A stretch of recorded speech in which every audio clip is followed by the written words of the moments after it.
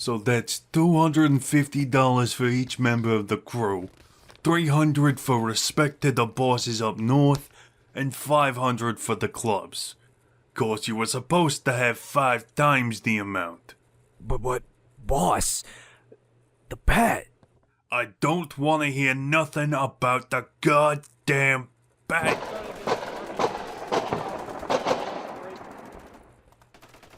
It's him! It's him! It's... Shut it before I make you.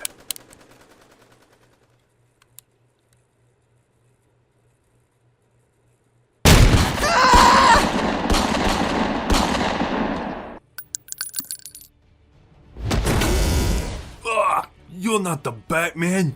Who are...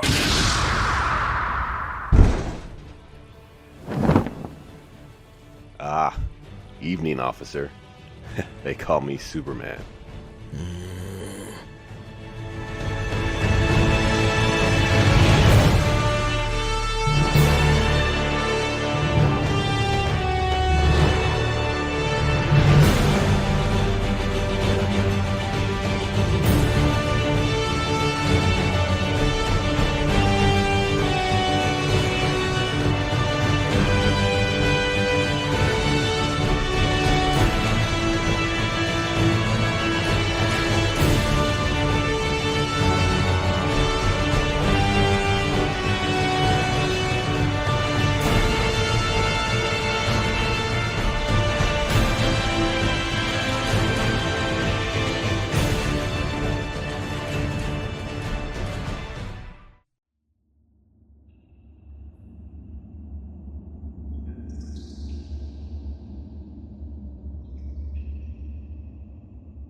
Are you still brooding because he called you a cop? I'm not brooding. I'm thinking about what happened. Of course, which is completely different from brooding. It's not that he called me a cop. It's actually seeing him. I wrote him off as merely naive. Someone who didn't understand the necessity of the systems of the world. He was just punching his way through problems and wouldn't be a threat. Yes, and that's why you... But now, I see him for what he really is. And that is? A monster. It took me an hour to get into that building undetected. The first 5 floors are civilian housing. I entered through an empty 5th floor apartment and snuck my way up to the 12th. He entered through the front door and wasn't seen until he reached the 6th when he started attacking. Then when he was done, he left the way he came. This occurred in under 5 minutes, and I could tell from the look in his eye that he was holding back. No man with that power, and especially that ideology, is safe to be around. Ah, and do you see yourself needing to fight this man? Of course. What else do we do to monsters? And what does that make? I believe that would be the planet interview. Well, you'd better get changed, unless you want Mr. Kent to join in on your, fetish.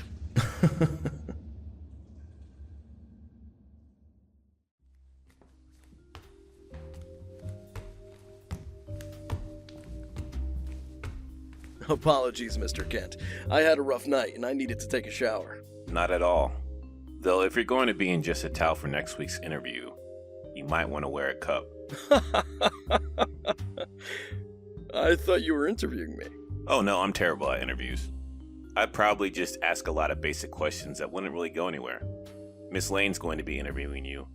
I'm just here to get some comments from you for some pieces we're running. Okay, firstly, during his presidential campaign, you were an adamant supporter of President Alan Scott. Since his election, he has advocated a bill which would increase taxes on the wealthy. What are your thoughts on that? While I believe in his overall campaign to improve the living conditions of Americans, I don't see why he needs to punish those who did well for themselves through their hard work. Moving on to more local matters, there has been some talk on the impact of the Batman on Gotham. What's your take on the masked vigilante? I think he's done this city a lot of good. We have a reporter from the Mayagani tribe who wishes to explore their ancestral caves beneath your house. May they? No. There was a break-in at the Metropolis branch of Luther Tech. No comment. How do you feel about the recent scandal with Mayor Byrne? Regrettable. But then, Gotham has had a long history of crime and corruption.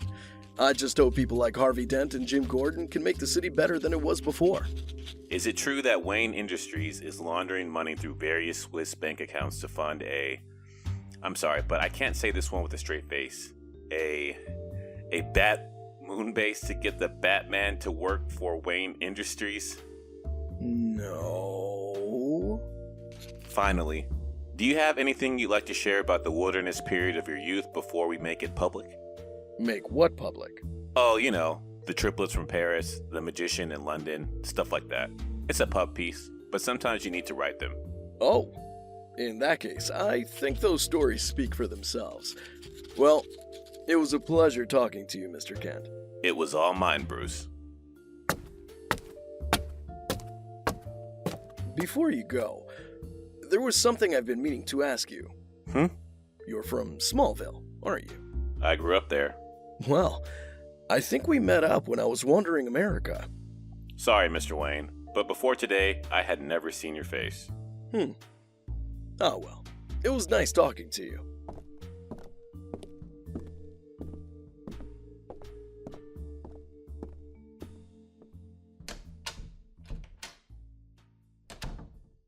I must say, I was rather shocked you didn't release the hounds on him when he asked about Moonbase. The hounds are saved for people who annoy me. The question remains, Bruce. Why did you keep him around? Follow me.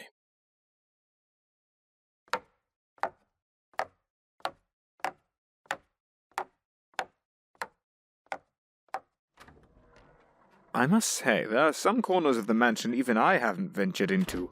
Sometimes I wonder if Wayne Manor is bigger on the inside. Alfred, for the love of God, do not finish that sentence. Very well, but I shall remain bemused by your awful taste in television. Now, why have you brought me to...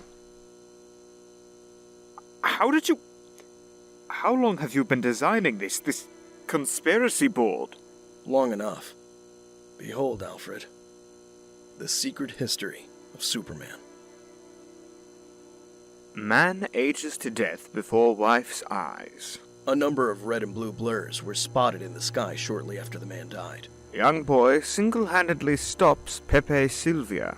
His name was withheld, but they noticed speed as being faster than a speeding bullet. Local farmer claims time travelers stole his cattle. In his third interview with Lois Lane, Superman mentions going to the future. My point is, Smallville is the epicenter of strangeness in America. A black hole where everything is odd.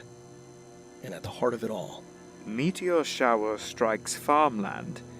Thomas and Martha Wayne murdered. Bruce. the same night, Alfred. They happened the exact same night. Now, there have been rumors that Superman is from space. Rumors I have proven to be true thanks to the existence of kryptonite, as well as careful examination of Superman when in contact with the rock. I'll test it later tonight to see if I can't replicate it with Earth metal.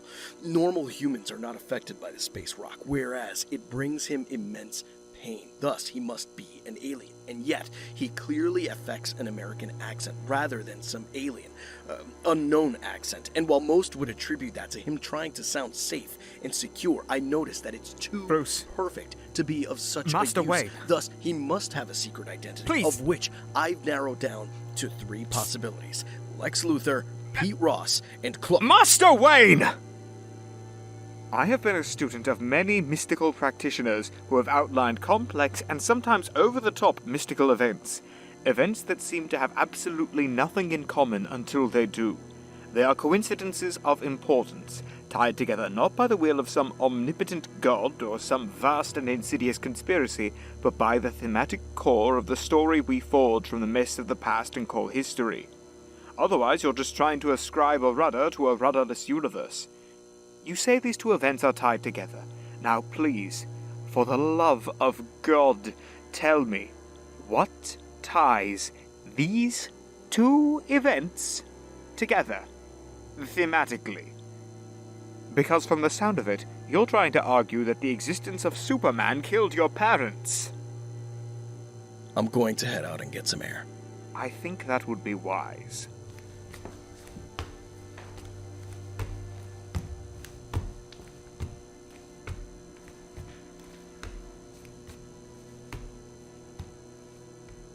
Through the ruins of a city stalked the ruin of a man.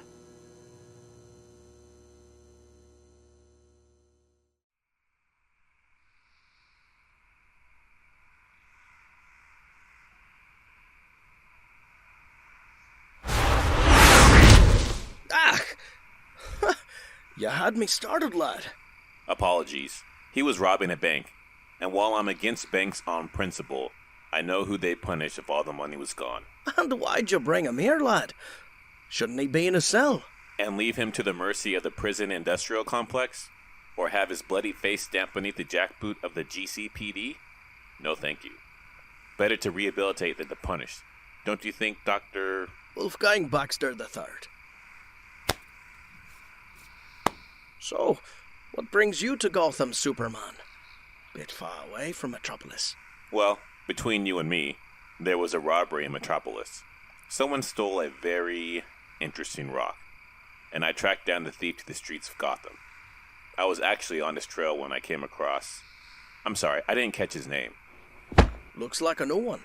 I'll ask him who he is when the lad wakes up. At any rate, I think I'm very close to getting the rock. I take it you already know the slippery fellow who stole it is? Oh yes, he practically screamed who he was by leaving a mess. Well, that's Gotham for you. Always going loud when silence would have made things much easier. That's the thing though. His silence spoke louder than the mess. But I'm wasting your time when you have a patient waiting for you.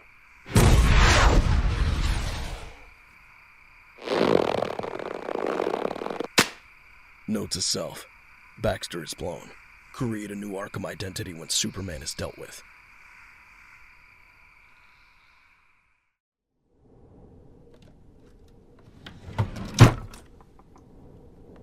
And then Superman slightly tapped the Clue Master on the shoulder, rendering him unconscious.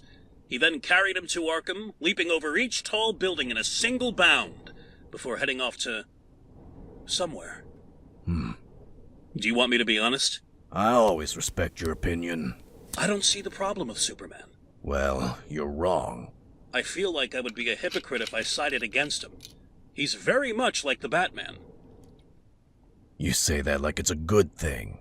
Both work outside the system to uproot corruption and cruelty from the world. They both have an air for the theatrical. Look at what happened with Glenn Morgan of a suicide slum. Hell, look at the Clue Master. I honestly don't see anything that separates the two beyond aesthetics. The difference is that Superman sent him straight to Arkham, while I would have taken him to you. Gah! I am never going to get used to that. I was just about to light the signal.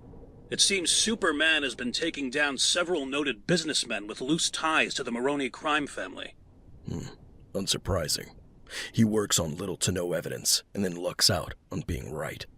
Yeah, because your detective work is always there when you find criminals.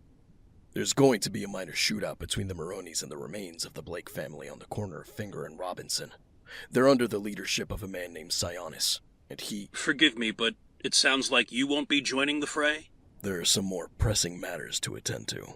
I bet they are. Wow.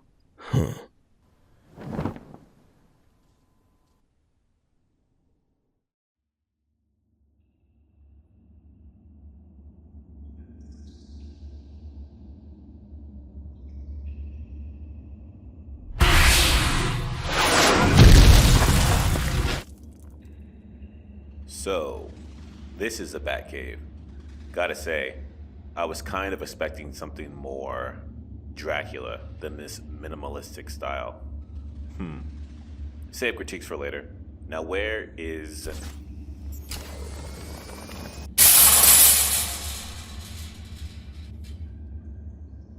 You know, if you're going to steal kryptonite to trap me in a cage,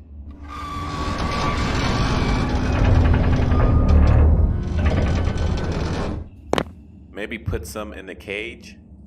Sadly, he was a bit indisposed. Alfred Pennyworth? I must say, I'm not surprised noted impressionist, consulting detective, and member of the Blue Alchemist helped train Batman. Hell, I wouldn't have been surprised if you were Batman. Sadly, my days of leaping across rooftops and punching people are long behind me. That said, I'm very open to impressions. I know Bruce is Batman. The cave was under Wayne Manor. All the tax records to the equipment and technology tie back to various Wayne Industries sub-subsidiaries, and he sounds exactly like Bruce Wayne. Where is he? Tenement fire on 76 Hamilton Road. He spent the 5 months preparing for the eventuality that he might have to fight you specifically. Lord knows how long he was preparing to fight the hero from Smallville. He felt he was ready. It's clear from what I've seen of you that he wasn't. But then, neither are you. Excuse me? You may be capable of defeating Batman on a physical level, but Batman would never stop. No matter how hard you hit him, he would always come back up. There is one way you could keep him down for good, but you're not ready for that. No, I'm not. But that's the only way such a fight could possibly end. Now you're a good lad who means well. You see the world is on fire and there are people who are suffering. You want to put out the fires and get the people to safety. Heh. I do wear my heart on my sleeve. Alfred, there's still people in the building. I may be here for another hour. It sounds like you can use a helping hand. I don't need your help. You sure? The 3 people in apartment 41B and your lungs say otherwise. I've got this. I think you should accept the man's help. Just this once. Then never again. Can you get into 31B? Practically halfway there. Are you flying? Of course not. I'm just leaping with style. I need you to grab a hold of the ceiling. Can you see the Jack family?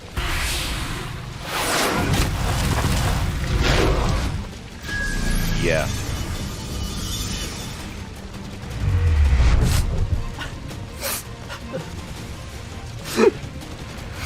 Your fathers are holding their sons.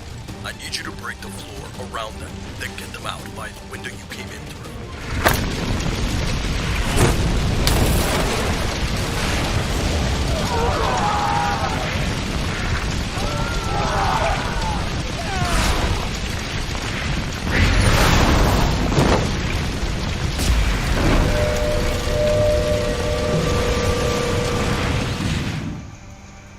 Thank you, Superman. Thank you, Superman. Thank you, Superman.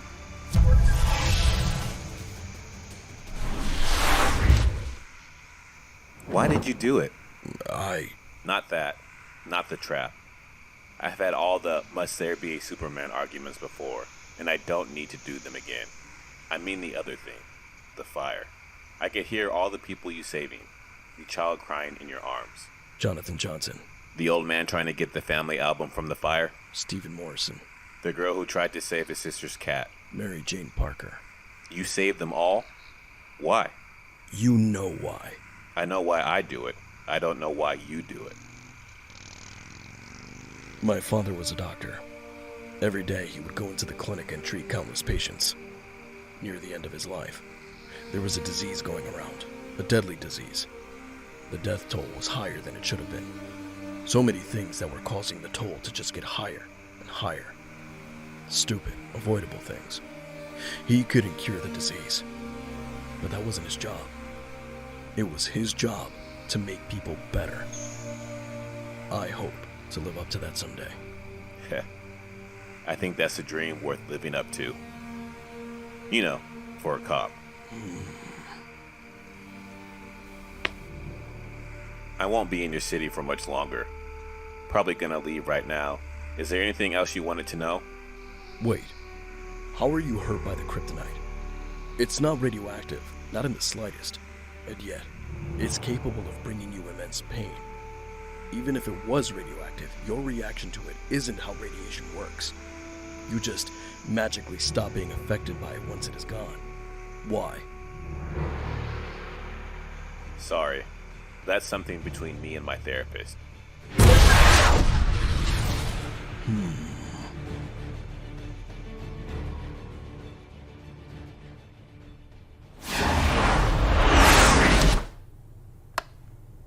Evening, Pete.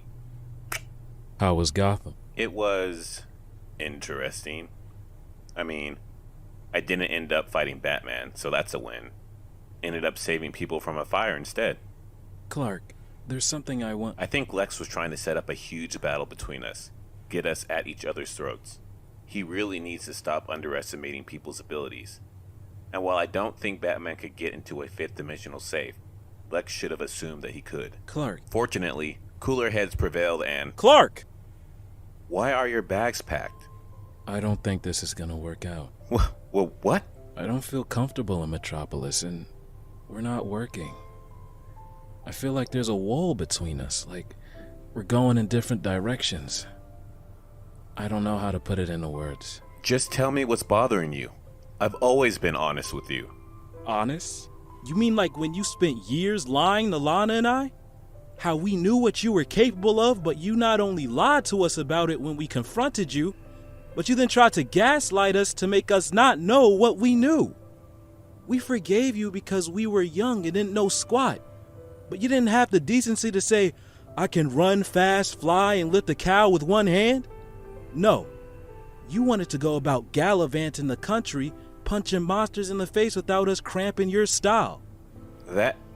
That's not what I do. Oh, really? Then what do heroes do to monsters, Clark? What do heroes do to monsters? Save them. Then save yourself.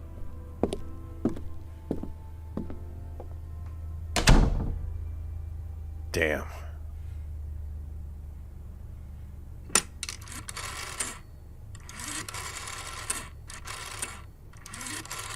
Hello? Dr. Blue? It's Clark. Are you available for... Huh. You don't need to listen to that. A precaution, Alfred. Simply a precaution.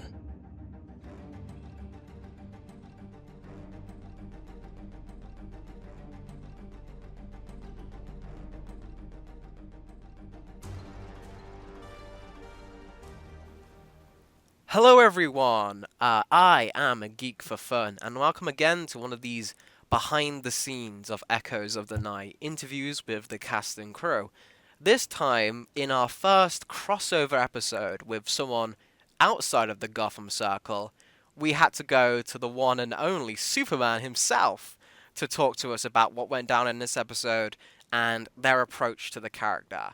The one, the only, real life Superman, Jonathan Bell. Hey, thanks for having me on.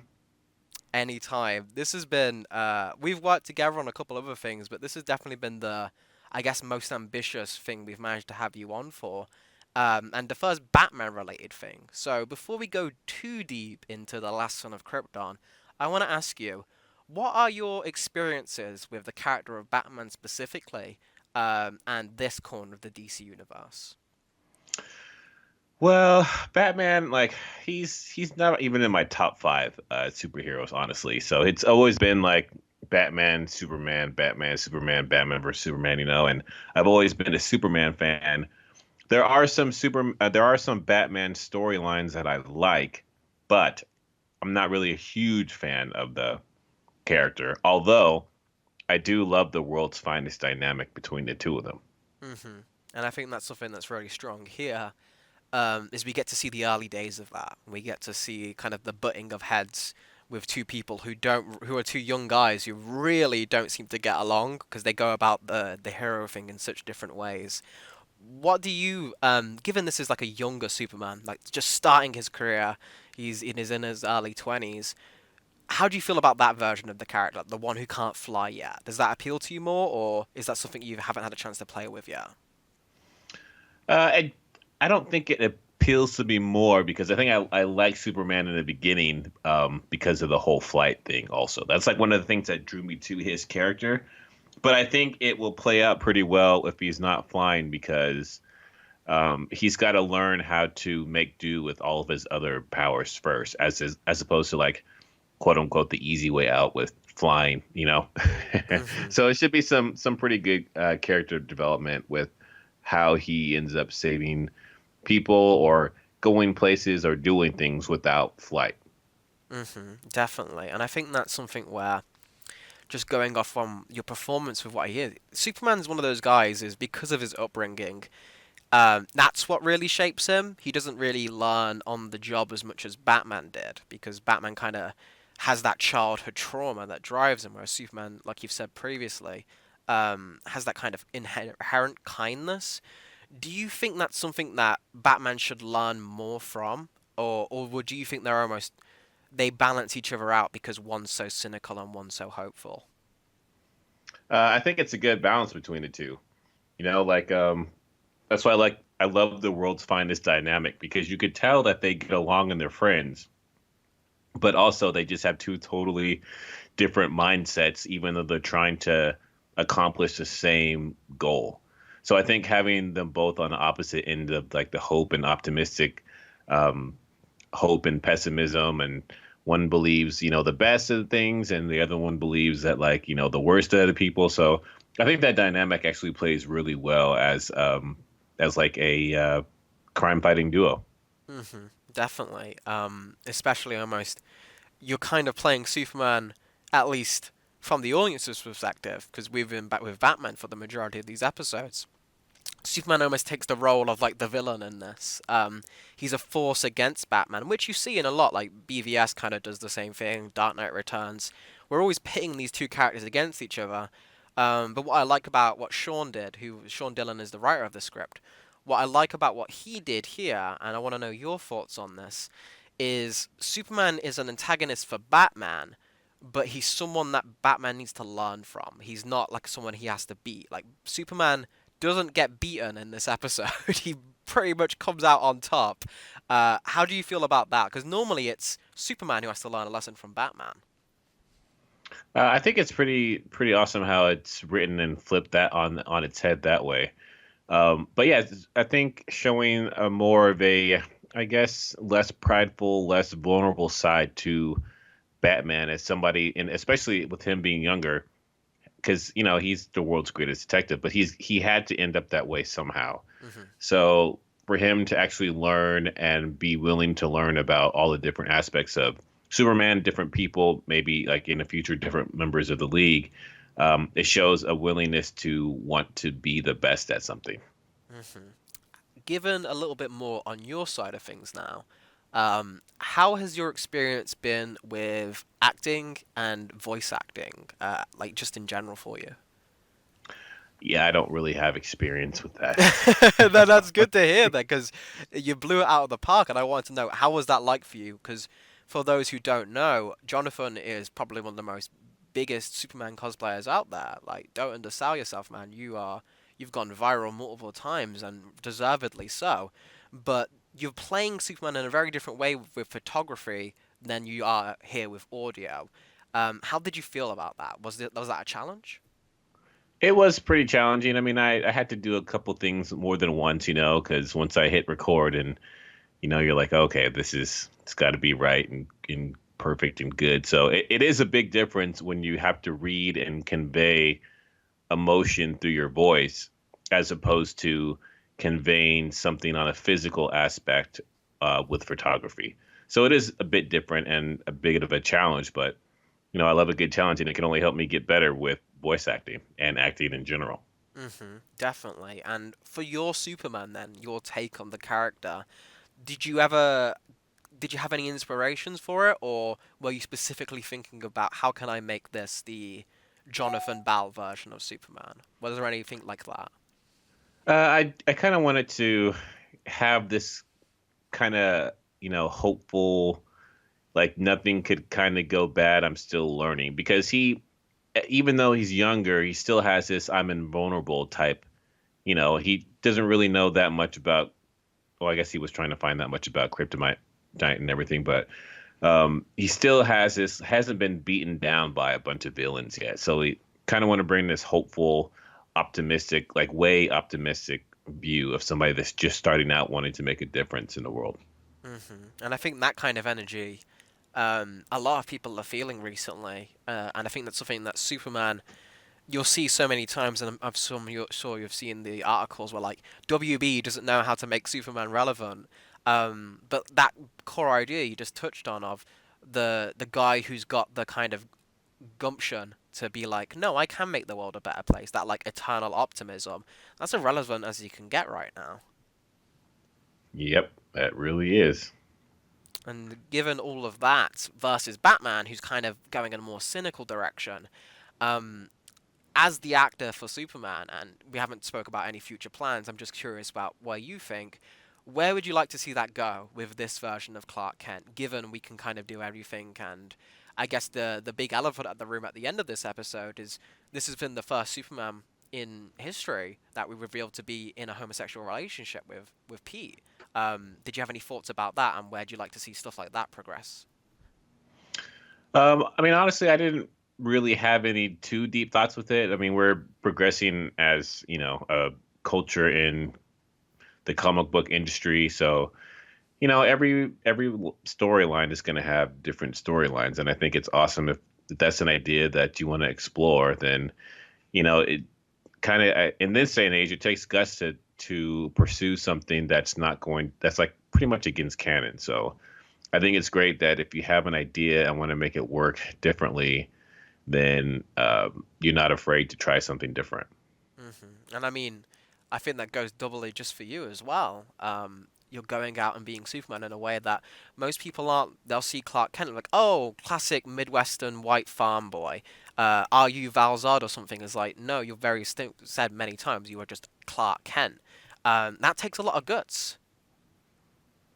Yeah, it's but I mean, like it on the surface, I guess it would, but I mean, like to me, it's just me being me. So I guess to answer your question with the other thing too, it's like to yourself, it doesn't seem like it's a big deal until somebody else tries to continually point it out to you how big of a deal it is.